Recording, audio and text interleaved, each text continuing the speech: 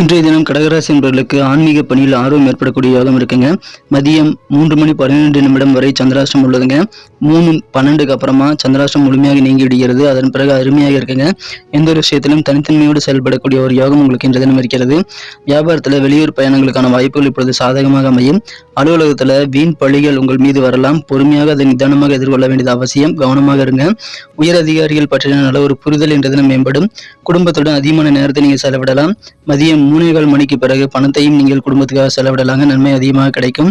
காதல் வாழ்க்கையில உங்க தைரியம் காரணமாக வெற்றிகளை பெறுவீங்க.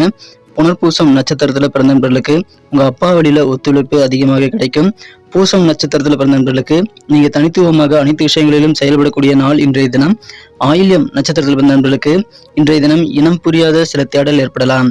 நண்பர்களே, உங்க குடும்ப உறுப்பினர்களுடைய ராசி பலன்களை பார்க்கணும் அப்படின்னா கீழே டிஸ்கிரிப்ஷன் பகுதியில் லிங்க் இருக்குங்க, செக் பண்ணி பாருங்க.